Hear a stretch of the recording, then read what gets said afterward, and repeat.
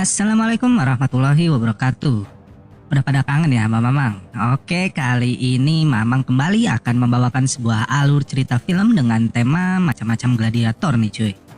Film ini berjudul 300 atau 300. Ya udah, 300 doang judulnya. Di mana film ini menceritakan tentang pertempuran antara bangsa Persian yang berusaha untuk menaklukkan bangsa Spartan. Namun sayangnya bangsa Spartan yang terkenal dengan segala kekuatannya dan diklaim merupakan keturunan dari Hercules ini tidak menyerah begitu saja. Pertarungan yang sengit terjadi antara kedua bangsa ini meskipun akhir dan endingnya cukup bikin ngenes yang nonton. Oke, langsung aja Mamang sajikan alur cerita film 300. Adegan diawali dengan seorang kakek tua yang sedang menggendong bayi. Di sini dijelaskan bagi bangsa Spartan semua bayi yang baru lahir akan diinspeksi. Apabila bayi tersebut berjenis kelamin laki-laki namun lemah dan berpenyakit ataupun cacat, maka akan dibuang. Dan saat sudah beranjak dewasa, sang anak itu akan dibaptis dengan sebuah pertempuran.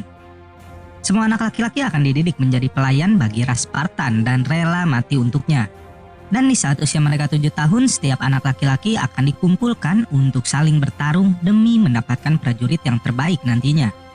Tradisi ini dikenal dengan sebutan agoge.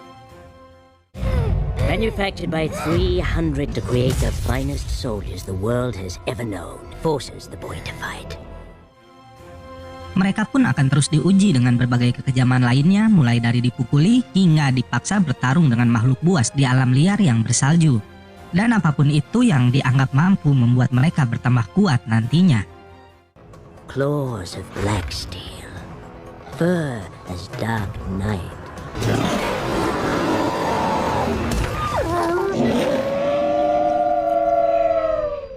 His form perfect. Hingga terlahirlah seorang Spartan sejati bagi mereka yang lulus di semua ujian tersebut. Itu semua adalah hal yang dialami oleh Raja Spartan, Leonidas. Berlanjut ke seorang Spartan yang bernama Dilios sedang berpidato di hadapan para Spartan lainnya. Dilios sedang melakukan pidato penyemangat bagi Spartan lainnya dalam menghadapi pertempuran melawan Xerxes, raja dari bangsa Persia. Terlihat pasukan perwakilan dari Persia di sini mendatangi kawasan dari bangsa Spartan, di mana Leonidas sedang berada di tempat tersebut. Leonidas yang baru saja melatih putranya itu pun lantas mendatangi utusan dari Persia itu.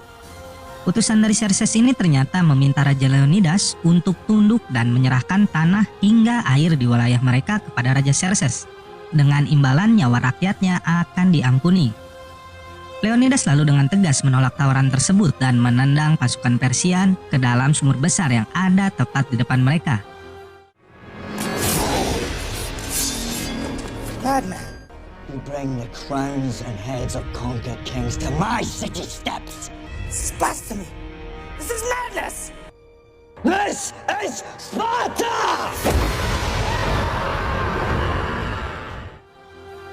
Malam harinya Leonidas memanjat sebuah tebing di mana ada seseorang berjubah yang sudah menunggunya di atas tebing tersebut. Leonidas ternyata mengunjungi Epros yang disebut sebagai pendeta Tuhan untuk meminta izinnya dalam peperangan kali ini. Raja Spartan tidak akan berperang tanpa adanya restu dari para Epors.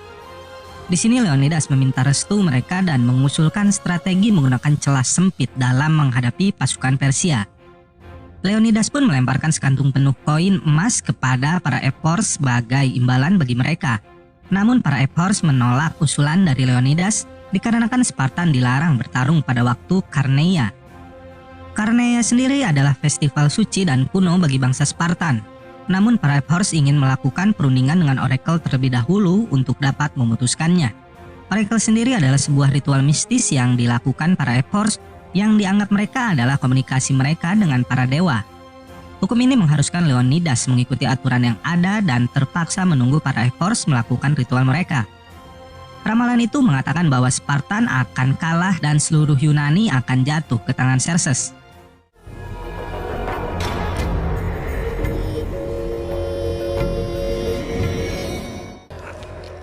And souls as black as hell. Sparta will fall.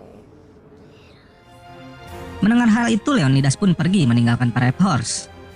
Namun ternyata para efforts telah dikendalikan oleh pasukan Persia, di mana mereka menjanjikan setumpukan emas dan wanita saat tiba waktunya kehancuran bangsa Spartan.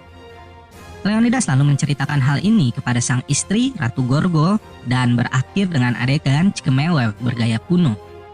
Keesokan paginya Leonidas bersama sang Kapten Artemis mengumpulkan semua pasukan Spartan terbaik yang dimilikinya untuk bersiap bertempur melawan pasukan Persia. Lalu datanglah Theron dan para politikus yang menentang keputusan Leonidas untuk berperang dikarenakan keputusan dari ekor sebelumnya. Sang raja pun tak memperdulikannya dan pergi ke gerbang neraka di utara bersama 300 prajurit terbaiknya. Saat berpamitan dengan keluarganya, sang ratu memberikan sebuah kalung dan meminta Leonidas untuk kembali ke rumah setelah perangnya usai. Di perjalanannya, Leonidas bertemu dengan bangsa Arkadian yang dipimpin oleh Daxos. Mereka mendengar kabar bahwa Spartan akan berperang melawan Persia dan ingin ikut serta dalam pasukannya. Sampai di suatu hari, para Spartan melihat seseorang yang membututinya di atas bukit. Lalu mereka dikejutkan dengan pemandangan sebuah pedesaan yang hancur dan diduga pasukan mata-mata Persia lah yang melakukannya. Dan tiba-tiba muncul seorang anak laki-laki di sana lalu pingsan tepat di pangkuan Leonidas. Mereka menemukan para penduduk desa telah tewas dan mayat mereka diikat di sebuah pohon di sana.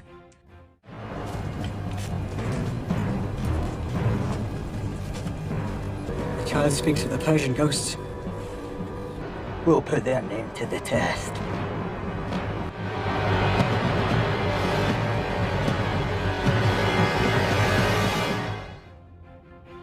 Akhirnya mereka tiba di gerbang neraka di mana pasukan kapal Persia yang berjumlah ribuan sudah terlihat mendekati pantai di sana. Sampai di malam hari saat semua kapal pasukan Persia hancur diterjang badai yang terjadi saat itu. Nampaknya Dewa Zeus sedang berpihak kepada Spartan malam ini. Di lain tempat di kediaman Leonidas, Ratu Gorgo sedang berbincang dengan salah seorang penasihat raja di mana mereka berdua sedang merencanakan untuk menyelamatkan dan mengirimkan pasukan Spartan lainnya ke medan perang untuk membantu Leonidas dan 300 prajurit yang ada di sana. Di medan pertempuran, para Spartan telah tiba dan melihat tenda dari pasukan Persia di sana. Nyali Daxos menciut melihat hal tersebut, namun Stelios yang seorang Spartan sejati malah tertawa saat melihatnya. Esok paginya utusan Persia kembali datang menemui Stelios yang sedang membangun sebuah tembok batu bercampur dengan mayat pasukan Persia bersama Spartan lainnya. Utusan Persia yang marah melihat hal tersebut berusaha melecut Stelios, namun dengan cepat Stelios memotong tangannya dan menyuruhnya untuk kembali kepada Xerxes.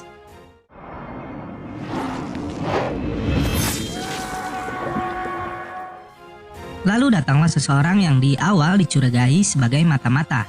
Ia adalah Ephialtes, salah satu dari penduduk Spartan, dan meminta kepada Leonidas untuk dapat bergabung bersama prajurit Spartan. Namun tampaknya Leonidas tidak mengizinkannya. Leonidas menyarankan agar ia merawat Spartan yang terluka di medan perang apabila ingin membantu Spartan berperang menghadapi Persia. Tersinggung akan ucapan Leonidas, Ephialtes pun membuang perisainya. Ribuan bahkan jutaan pasukan Persian terlihat mulai menyerang Spartan yang sudah bersiap di jalur gerbang neraka. Sangat jelas terlihat Spartan kalah jumlah dari segi pasukan. Pasukan Persian pun mulai maju dan berhasil ditahan oleh para Spartan. Spartan mulai menyerang balik mereka dan satu persatu pasukan Persia tewas dibunuh oleh para Spartan.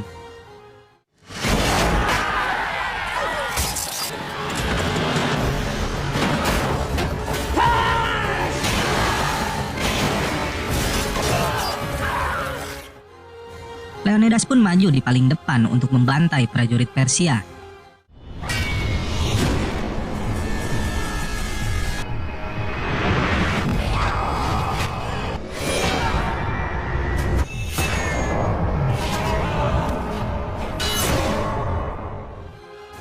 Prajurit Persia yang mulai terlihat takut pun mundur dan dibantai oleh para Spartan hingga terjatuh ke dalam jurang.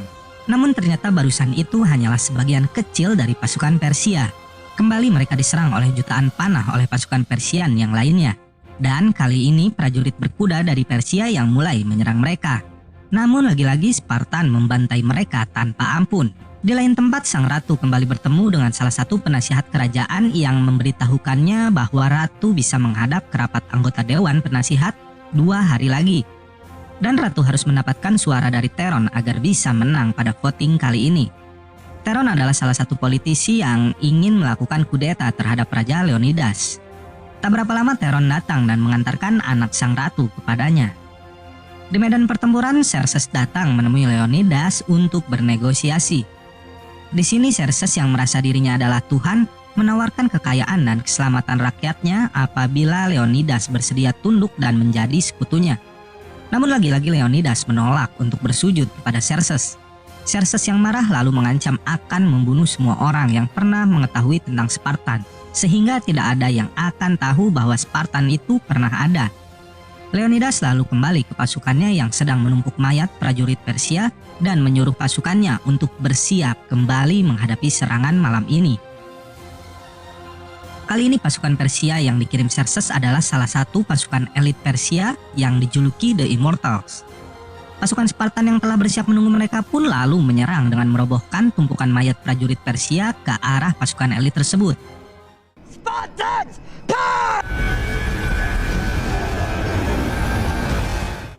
Di pertempuran kali ini beberapa prajurit Spartan mendapatkan perlawanan dari pasukan elit The Immortals. Pasukan Persia juga melepaskan makhluk menyeramkan yang aneh, di mana sebelumnya makhluk ini diikat menggunakan rantai. Makhluk itu pun maju dan membunuh siapa saja yang ada di hadapannya, termasuk pasukan Persian itu sendiri. Makhluk itu mulai menyerang Leonidas dan Leonidas cukup kewalahan menghadapi makhluk yang ternyata cukup kuat itu.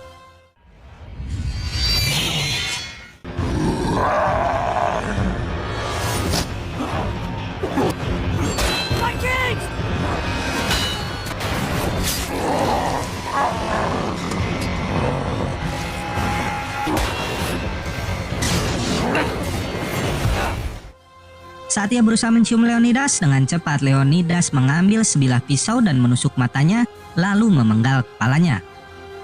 Pasukan Arkadian lalu datang membantu dan muncul dari celah-celah bebatuan di sana untuk menyerang pasukan Persian.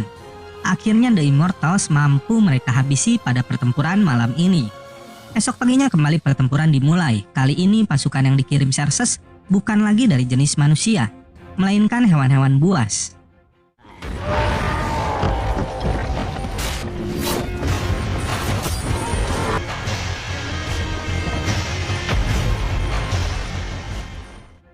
Xerxes bahkan mengirimkan para penyihir dari Asia untuk menghadapi pasukan Leonidas.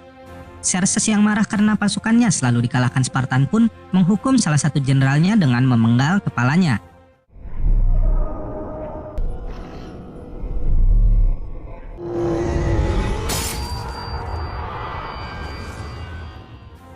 Stelios dan Astinos pun mulai membantai para musuh secara tag team. Namun sayangnya dari arah belakang muncul prajurit berkuda yang langsung menebas putus kepala Astinos. Astinos! No!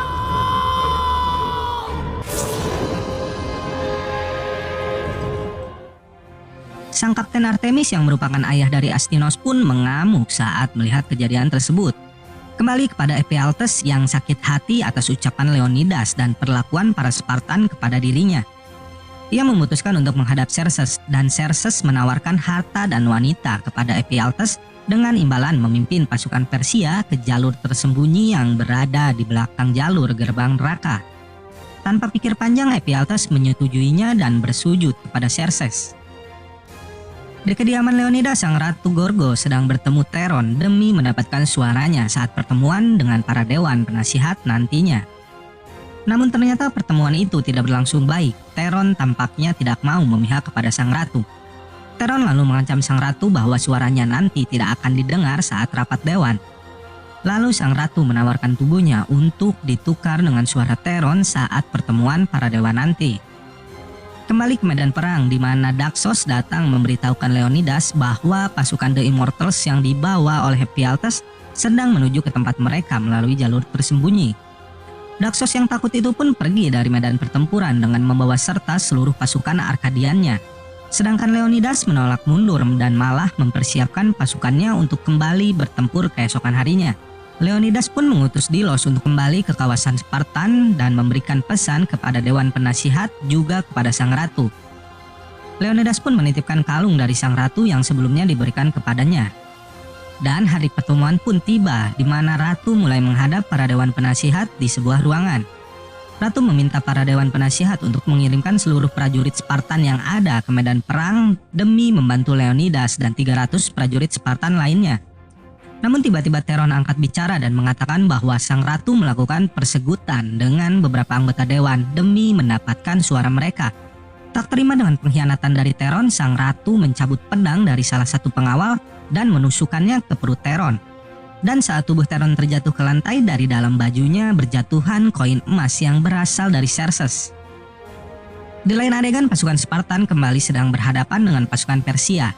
Di sini Xerxes kembali ikut turun ke medan perang dan kembali memberikan penawaran kepada Leonidas untuk menyerah dan bersujud kepada Xerxes.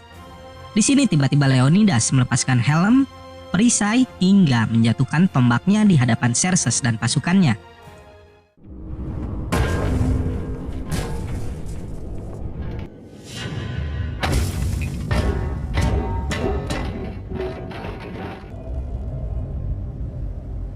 Your spear!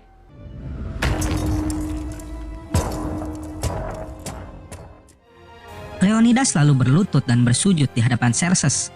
Dan tiba-tiba Leonidas berteriak memanggil Stelios yang langsung muncul menyerang pengawal Xerxes. Lalu Leonidas pun mengambil kembali tombaknya dan melemparkannya tepat ke arah Xerxes. It narrowed his vision. His shield was heavy, and his target is far away. Namun sayangnya tombak tersebut hanya melukai bibir samping Xerxes. Sedangkan pasukan Spartan di sini dibantai oleh pasukan Persia, termasuk juga Leonidas yang berdiri paling akhir dihujani ribuan panah di sana.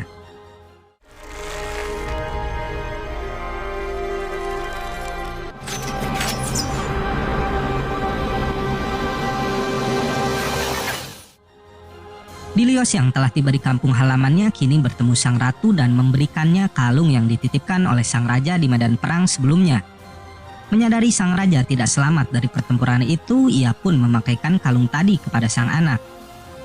Setahun berlalu, terlihat Dilios sedang berbicara di hadapan para prajurit Spartan yang sedang dipimpinnya untuk kembali ke medan pertempuran Plataea.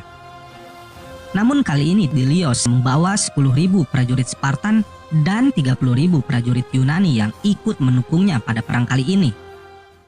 And 10,000 Spartans, commanding 30,000 free Greeks. Ho!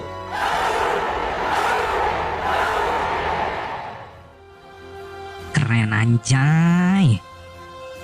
Oke, meskipun endingnya tidak seperti harapan kita, tapi dari endingnya kita bakalan tahu kalau akan ada sequel lanjutan dari film ini.